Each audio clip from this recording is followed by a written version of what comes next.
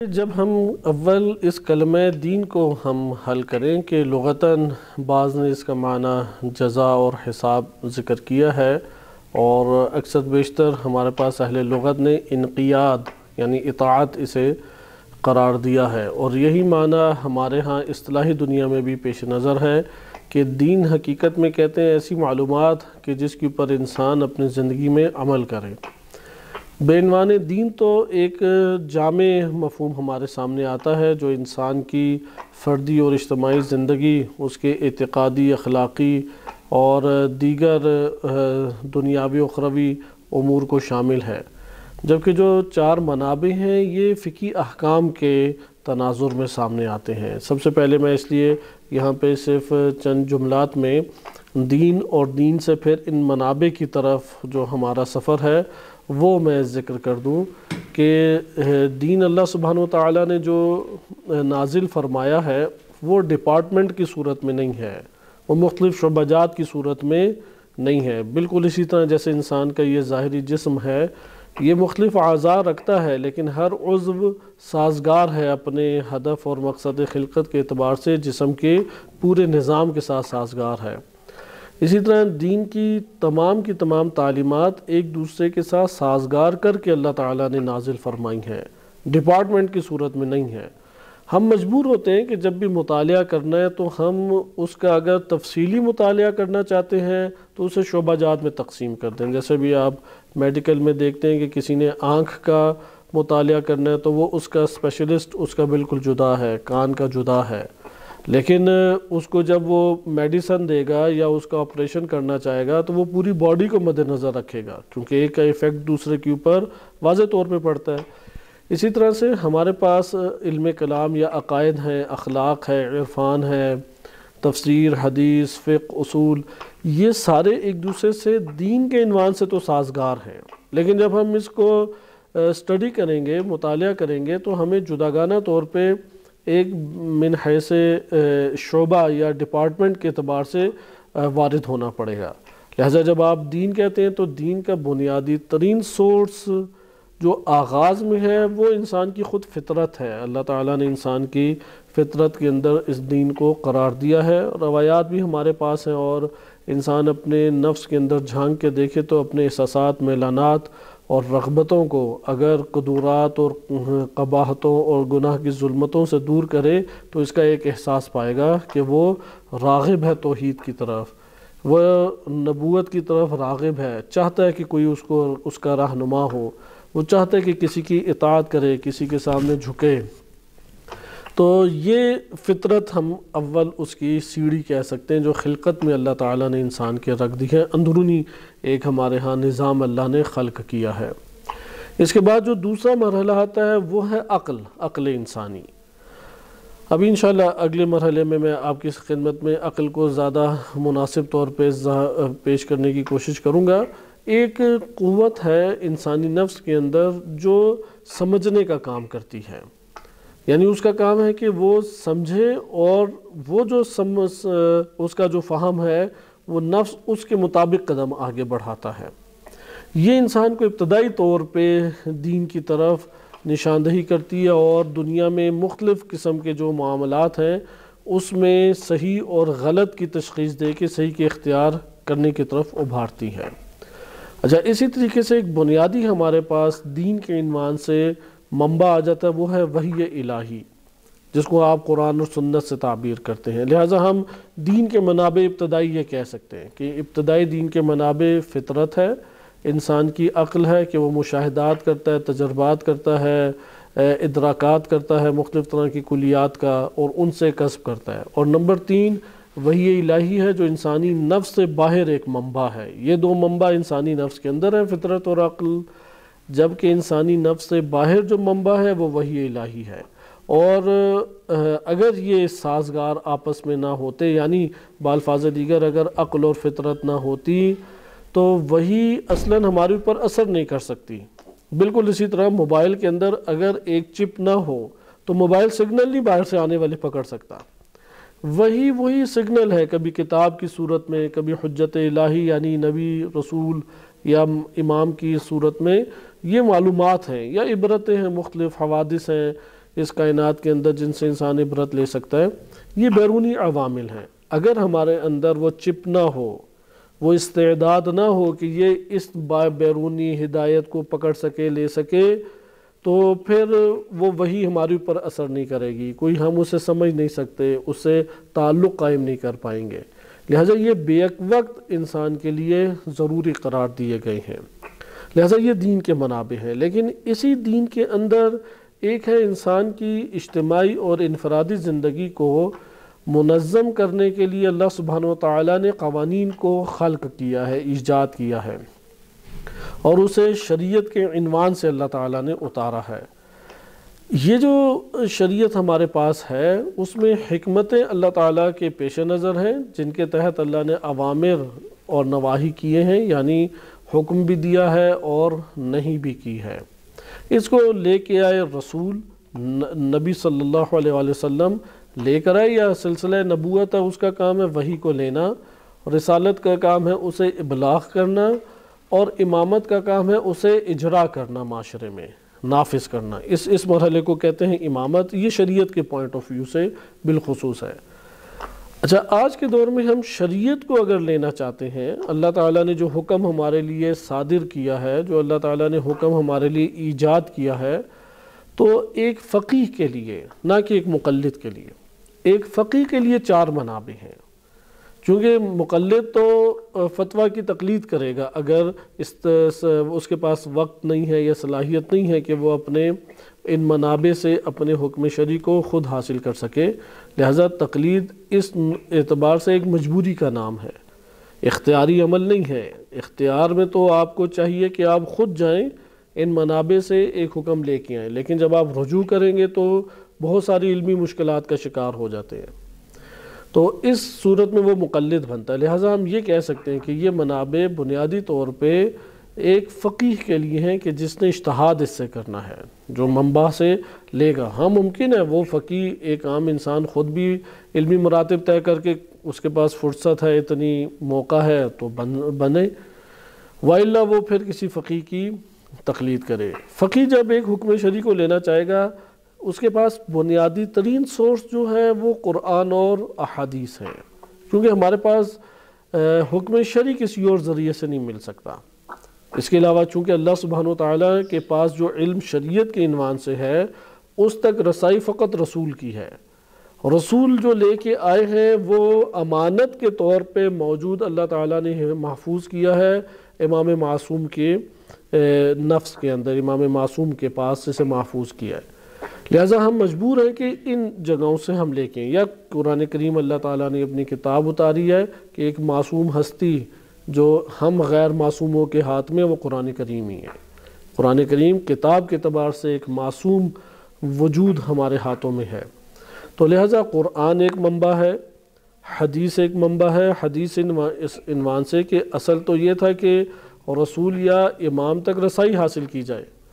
لیکن ہماری رسائی ان تک نہیں ہوئی، تو اب ان کے جو آثار ہیں قول کی صورت میں یا سیرت یا عمل کی صورت میں، ہم اس سے پھر ایک استفادہ کریں گے۔ اس کو ہم کہتے ہیں منبع سنت، جو کہ قول کے اوپر، فعل کے اوپر، یا ایسا سکوت کہ جو ان کی رضامندی پر دلالت کرے، اس سے ہم اخذ کریں گے۔ یہاں پہ تیسرے نمبر پہ فقہا نے ذکر کیا ہے عقل کو۔ اب ہم جو پہلے گفتگو کر رہے تھے ادھر ہمیں عقل بنیادی ترین اور اولین سورس نظر آ رہا تھا، لیکن جب ہم شریعت کے ردیف میں پڑھ رہے ہیں تو یہاں پہ ہمیں تیسرے مرحلے کے اوپر عقل نظر آ رہی ہے۔ اچھا، اس کی بنیادی وجہ یہ ہے کہ ہم جب وہاں پر پڑھ رہے تھے تو یعنی جو پہلے ذکر کیا کہ جس میں عقل بنیادی ترین ہمارے پاس سورس ہے، اولین منبع ہے، وہ پورے دین کے اعتبار سے ہے، چونکہ اس کا کام ہے چیزوں کو سمجھنا۔ اس لیے علامہ طباطبائی رحمۃ اللہ علیہ نے بھی عقل کا جو معنی قرآن کریم اور شریعت کے منبع کے اعتبار سے کیا ہے، جو احادیث میں وارد ہوا ہے، اسے فہم تام کہا ہے۔ یعنی ابھی ہم وہ نہیں کہہ رہے کہ جس نے کلیات کا ادراک کرنا، ادھر ہے فہم تام، وہ جو یعنی یہ قوت کہ جو فہم حاصل کر سکتی ہے، سمجھ سکتی ہے، یا چیزوں کو تحلیل کر سکتی ہے۔ حیوان کے پاس یہ قوت موجود نہیں ہے۔ یہاں سے تو سلسلہ شروع ہوگا کہ دین کو قبول کرے، وحی کو قبول کرے، غور و فکر کر کے اسے اخذ کرے۔ لیکن جب ہم شریعت کے دائرے میں آئیں گے تو ایک رکاوٹ ہمیں آ جاتی ہے، چونکہ شریعت اس مرحلے کے بعد کا مرحلہ ہے، کیونکہ پہلے آپ اللہ تعالیٰ کو اقرار کریں گے، تصدیق کریں گے توحید کا، تو اسی طرح نبوت کی تصدیق کریں گے، توحید کی تصدیق کے بعد نبوت، امامت۔ اب یہاں پہ ایک مرحلہ آتا ہے کہ آپ کے پاس احکام اور قوانین کی صورت میں موجود ہے، ایک مواد موجود ہے، ایک احکام موجود ہے۔ اچھا، ان کو استنباط اگر ہم منابع سے کرنا چاہیں تو عقل کا منبع ہونے سے کیا مراد ہے؟ اس سے مراد یہ ہے کہ یہاں پہ آپ قرآن اور حدیث کے مقابلے میں عقل کو نہیں لے کے آ رہے، کیونکہ پہلے جب ہم نے پڑھا تھا تو بنیادی ترین دو منبع جدا ہیں، وہی بیرونی طور پر ہے انسانی نفس سے باہر، اور عقل انسانی نفس کے اندر اللہ نے قرار دیا۔ لیکن جب آپ شریعت کے دائرے میں اس کو مطالعہ کر رہے ہیں تو یہاں پہ قرآن اور روایات کے ضمن میں عقل آ رہی ہے، مستقل اس طرح کی حیثیت رکھے کہ قرآن اور روایات کے مقابلے میں آ جائے، تو یہاں پہ وہ حیثیت موجود اس کی نہیں ہے۔ اس مسئلے کے اوپر پھر ہمارے پاس اور مباحث کھلتی ہیں، لیکن یعنی بالفاظ دیگر عقل کی اس قدر مقدار شریعت یا فقہی منابع میں درکار ہے جس سے حکم شرعی کا استنباط ہو سکے۔ وہ عقل فلسفی یا عقل کلامی یا عقل منطقی وہ اصلاً یہاں پہ ہمارے پیش نظر مراد نہیں ہے۔ اصل پیش نظر ہمارے یہاں پہ کیا مراد ہے؟ وہ مراد ہے کہ اس مقدار کی عقل کو ہم لے کے آئیں کہ جس سے استنباط حکم شرعی ہو سکے۔ آیا استنباط حکم شرعی میں عقل مستقل حیثیت رکھتی ہے یا نہیں رکھتی؟ تو مستقل حیثیت کے ہمارے ہاں قائل ہیں، کیونکہ ایک بحث ہے، اخباریوں نے تو آ کے اس کی کاملاً ہی نفی کر دی، کاملاً نفی اس کی قطعاً درست نہیں ہے، لیکن مستقل حیثیت بھی ایک حد تک ہے، لیکن اس کا دائرہ بہت قلیل ہے۔ اس لیے شیخ صدر رحمۃ اللہ علیہ فرماتے ہیں اپنے حلقات میں کہ ہمارے پاس مستقل حیثیت کو قبول کرتے ہوئے کہ عقل ایک مستقل منبع ہے، اگر وہ حکم شرعی ہمیں اس کے ذریعے سے یقین ہو جاتا ہے، عقل کے ذریعے سے یہ اللہ تعالیٰ کی طرف سے حکم شرعی نازل ہوا ہے، وہ ہمارے لیے حکم شرعی کی حیثیت رکھے گا۔ لیکن عملاً یہ ہے کہ ہمارے پاس کوئی ایسی دلیل نہیں بنتی کہ جس میں عقلی ضابطے کے ساتھ ساتھ نقل یعنی قرآن و روایات سے آپ کو ایک مقدمہ دلیل کے اندر نہ لانا پڑے۔ لہٰذا یہاں پہ ہم اس عنوان سے کہہ سکتے ہیں کہ جب آپ عملی میدان میں آئیں۔ جی اگر ہم لوگ اپنے دیکھنے والوں اور سننے والوں کی اس کو ذرا مزید تھوڑا سا آسان کریں تو ہم لوگ دیکھتے ہیں کہ ایک چیز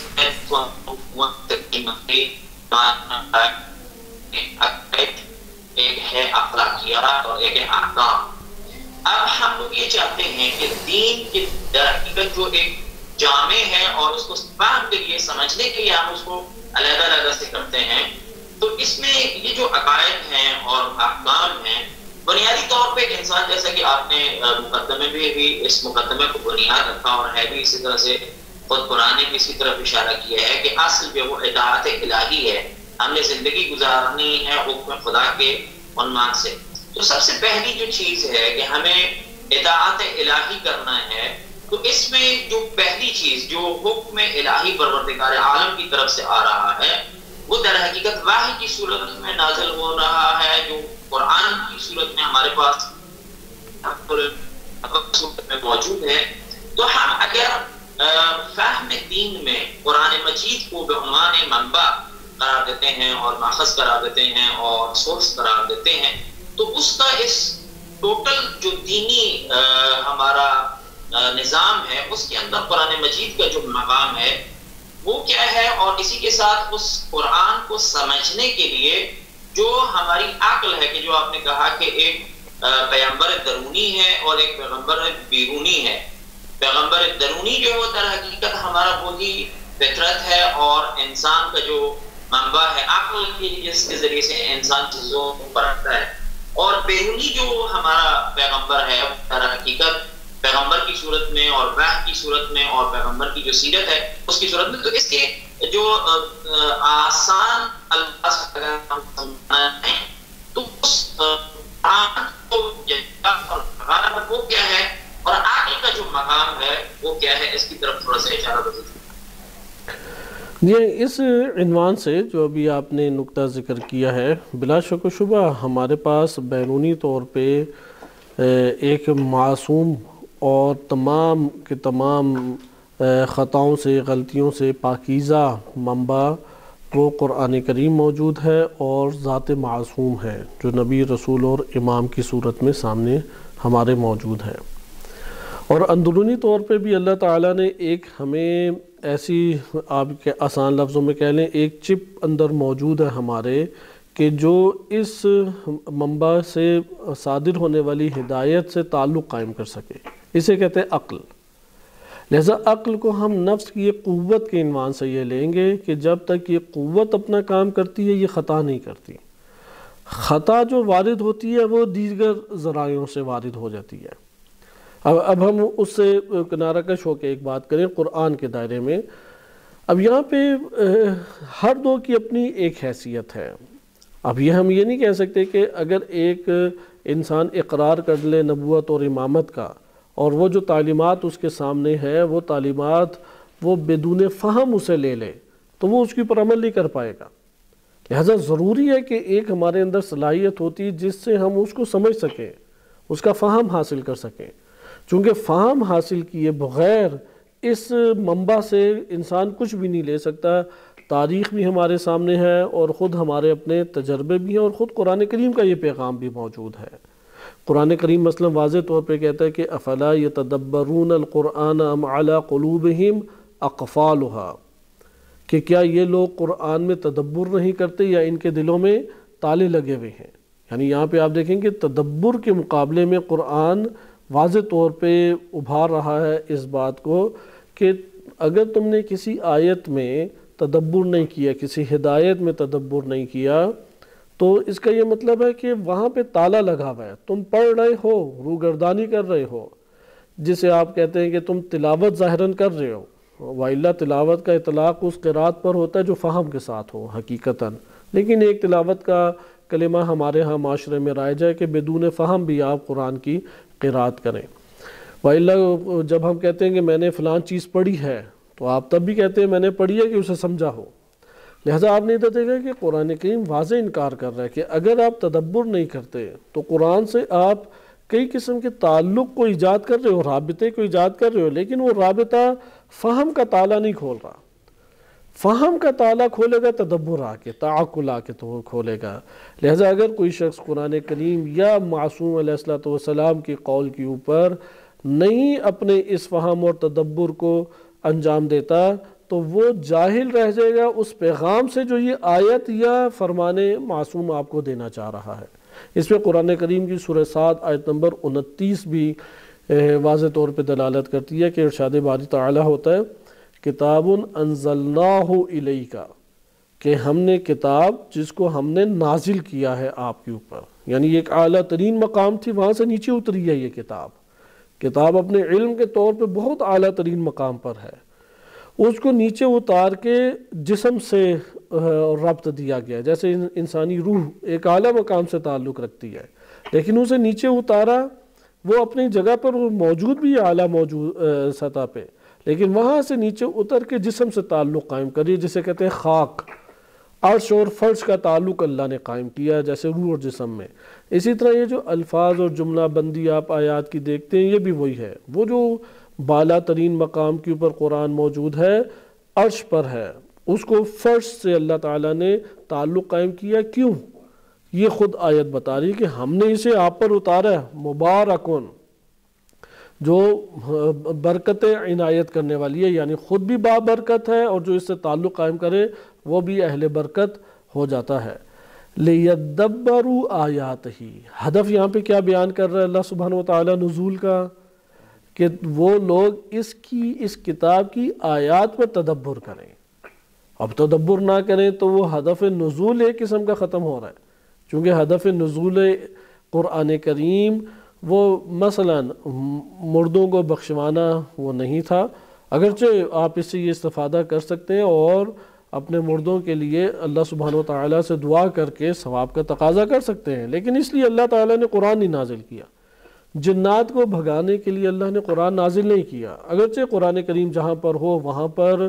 سحر، جادو یا اس طرح کے دیگر ظلمتیں ہیں، اس قرآن کی نورانیت سے ان کا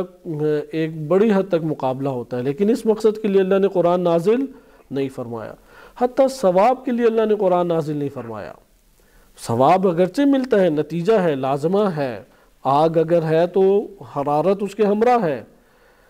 تو یہاں پہ بھی قرآن انسان پڑھتا ہے تو ثواب اللہ تعالیٰ عنایت فرماتا ہے، اس کی نورانیت انسان کو جلا بخشتی ہے۔ لیکن کیوں اللہ سبحانہ و تعالیٰ نے نازل فرمایا؟ یہاں پہ لام جو ہے یہ ہمیں بتا رہا ہے کہ لیدبروا، تاکہ وہ لوگ تدبر کریں۔ کس میں؟ آیات ہی، اللہ سبحانہ و تعالیٰ کی اس کتاب کی آیات میں۔ وَلِيَتَذَكَّرَ، یہ دوسرا ہدف ہے، اولو الالباب، اور تاکہ اولو الالباب وہ تذکر کریں۔ تذکر کو ہم کہہ سکتے ہیں کہ یہ ایک مسیحا ہے کہ جو مردوں کو زندہ کرنے والا ہے۔ مردے دو طرح کے ہیں، ایک ہیں جب جسم مردے ہو جائیں تو خاک میں دفنا دیتے ہیں، ایک دفعہ انسان اپنے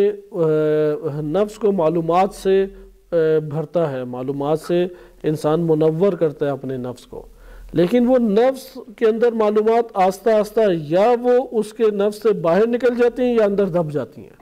اگر یاد میں ہے، انسان کے حافظے میں ہے، تو یہ قبرستان کے اندر دفن ہو گئی، وَإِلَّا وہ اس کے نفس کے اوپر پڑی اور باہر بھاگ گئی۔ یہ تو ہمارے نفس نے قابو ہی نہیں کی نا، چونکہ معلومات جب بھی ہمارے نفس سے آ کے ٹچ کرتی ہیں یا ہمارا نفس ان معلومات سے آ کے دوچار ہوتا ہے، تعلق قائم کرتا ہے، تو یہ دو کیفیات بنتی ہیں، یا نفس کچھ پکڑ لیتا ہے یا کیا ہوتا ہے کہ نفس سے وہ ٹکرا کے بھاگ جاتی ہیں۔ جیسے بال آپ نے دیکھی ہوگی دیوار پہ لگتی ہے یا آپ کے ہاتھ پہ لگی اور گر گئی، ایک دفعہ آپ نے پکڑ لی، نفس بھی اس طرح کیچ کرتا ہے۔ اچھا، اب جب معلومات کا بہرحال جتنا ذخیرہ بھی اس نے اپنے اندر قابو کر لیا تو وہ پھر قبرستان میں دفن ہوتا جاتا ہے ہمارے نفس کے۔ تذکر آ کے وہ مسیحا ہے کہ جو اسے قبر سے نکال کے دوبارہ انسانی نفس کے اوپر اجاگر کر کے حیات بخشتا ہے۔ لہذا اللہ نے کتاب اس لیے کہ ممکن ہے کہ ہمارے علم میں ہو ایک بات، الحمدللہ رب العالمین، ممکن ہے ہمارے علم میں ہے، لیکن تذکر کے لیے بار بار تکرار نماز میں ضروری ہے، تاکہ انسان کی توجہ اس طرف جائے کہ اے انسان، تجھ سے جو کمال صادر ہو رہا ہے وہ تیرا کمال نہیں ہے، تو نے تو حاصل کیا کسی سے یہ کمال، یہ کمال احسن صورت میں اللہ سبحانہ و تعالیٰ کی ملکیت ہے۔ تو یہ آپ نے ملاحظہ کیا کہ قرآن اس چیز کو کئی آیات میں بیان کر چکا ہے کہ اگر تم تدبر نہیں کرتے تو کتاب کی ہدایت سے محروم رہ جاؤ گے۔ یا اسی طریقے سے قرآن کریم نے یہ ذکر کیا ہے کہ اگر تم تدبر نہیں کرتے تو ہدف نزول کو کھو بیٹھو گے۔ نازل اللہ تعالیٰ نے جس مقصد کے لیے کیا ہے اسے چھوڑ کے دیگر امور انجام دینا شروع ہو جاؤ گے۔ اسی اہمیت میں ایک آیت آپ کی خدمت میں ایک اور پڑھ دوں، چونکہ آیات کثیر ہیں تدبر، تفکر، تعقل کے عنوان سے، یعنی یہ تقریباً 60-70 کے قریب آیات کا مجموعہ بن جاتا ہے، لیکن ہم اہمیت کے اعتبار سے کہ قرآن کا نزول بھی ضروری تھا، لیکن قرآن کو سمجھنے کی قوت کا حصول بھی ضروری تھا۔ اگر یہ قوت حصول جسے بے نام عقل نہ ہوتی، یا قرآن کریم نے قلب سے بھی سے تعبیر کیا ہے، یہ نہ ہوتی تو ہمارے پاس نہ یہ معلومات منتقل ہو رہی ہوتی، اور قرآن سے واضح طور پہ کہہ رہا ہے تمہارے وجود میں تالے لگے رہیں گے۔ قرآن کی اس آیت کو تھوڑا دقت سے ہم مطالعہ کریں، سورہ انفال آیت نمبر 22 میں ارشاد باری تعالی ہوتا ہے ان شر الدواب عند اللہ الصم البکم الذین لا یعقلون، کہ بدترین افراد جو کرۂ ارض کے اوپر یا زمین کے اوپر چلنے رینگنے والے افراد ہیں یا کوئی بھی شے ہے، اللہ کے نزدیک ان میں سب سے بدترین کون ہیں؟ کیونکہ خیر اور شر اس میں تفضیل کے صیغے ہیں عربی کے اعتبار سے، جو بتاتے ہیں کہ ایک خیر میں کون زیادہ مقدار کے خیر رکھتا ہے اور کم مقدار کے خیر کون رکھتا ہے۔ شر بھی اسی طریقے سے ہے کہ یہ اس میں تفضیل کے صیغے ہیں، یا یہ بیان کرنے کے لیے ممکن ہے اس میں تفضیل کا صیغہ ہو، لیکن بعض اوقات ایک بدترین صورت کو بیان کرنے کے لیے آتا ہے، اس تقابل کے لیے نہیں آ رہا ہوتا۔ تو ہر دو صورتیں ادھر موجود ہیں، ظاہراً یہ تقابل کے معنی میں ادھر نہیں آ رہا، اس کی پستی کو بیان کرنے کے لیے آ رہا ہے کہ جو اس جرم کا شکار ہے.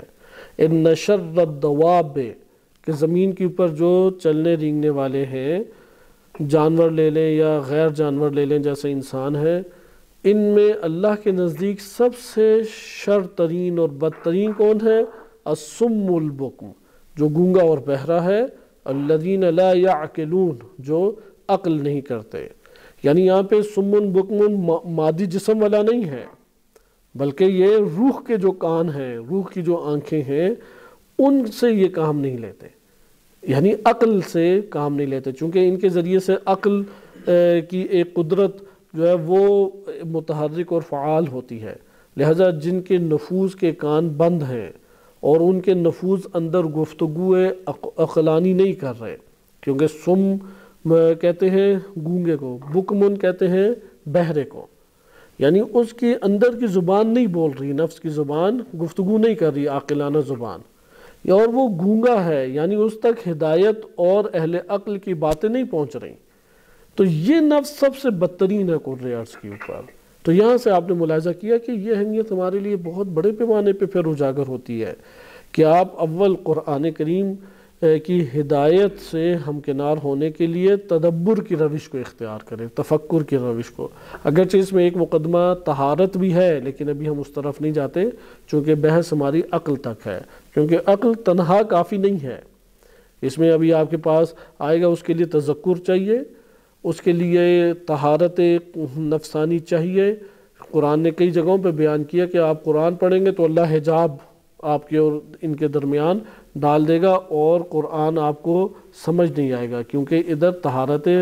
قلبی مقصود تھی اور یہ طہارت قلبی ان لوگوں نے حاصل نہیں کی. تو خلاصہ کلام کہ تدبر کے بغیر قرآن کا معنی ہمارے نفس کے ساتھ ارتباط پیدا نہیں کر سکے گا، نور ہدایت ہم حاصل نہیں کر سکیں گے. اس لیے قرآن کی نزول کی جتنی قیمت ہے، اسی طریقے سے انسان کے اندر نور عقل کو اجاگر کرنے اور استعمال کرنے کی قیمت موجود ہے. بہت قبلہ شکریہ، بہت نوازش، بہت خوبصورت انداز میں آپ نے جو تدبر کی اہمیت ہے اور قرآن مجید کو اپنی زندگی میں لانے اور اس کو نافذ کرنے کے لیے جو ضروری ہے، اس عقل کا استعمال اور تدبر کرنا اور تعقل کرنا، جو در حقیقت انبیاء الہی اور خود معصومین علیہ السلام بھی اس کی طرف اشارہ کرتے ہیں کہ وہ اشارہ عقل کے لیے اور عقل کو جو ہے وہ جلا بخشنے کے لیے اور اس کو اجاگر کرنے کے لیے آئے. اور قرآن بھی در حقیقت ہمیں اسی طرف اشارہ کرتا ہے کہ ہم اپنی اس عقل کو اور اس تدبر سے استفادہ کریں اور اپنی اس دنیا کو بھی اور آخری اخروی دنیا کو بھی سنواریں، اور اپنی زندگی کے جتنے بھی مختلف پہلو ہیں اس میں ہم لوگ صحیح معنوں میں وحی الہی سے استفادہ کر سکیں اور وحی کے مختلف پہلوؤں کو اپنے اس سرمایہ کے ذریعے سے اور اپنے اس منبع کے ذریعے سے جو کہ عقل ہے، اس کے ذریعے سے اس کو مزید اجاگر کریں اور روشن کریں اور اپنی زندگی کو کامیابی سے ہمکنار کریں. آپ کا بہت شکریہ. ہمارا جی چاہ رہا تھا کہ آپ سے سنیں مزید استفادہ. آئندہ انشاءاللہ ہم لوگ ایک محفل ترتیب دیتے ہیں کہ جس میں اسی بحث کو ہم لوگ مزید آگے بڑھائیں. تو آپ کا بہت شکریہ نوازش. انشاءاللہ کہ ہمارے ناظرین کے لیے مفید بحث واقع ہوگی. السلام علیکم ورحمۃ اللہ وبرکاتہ.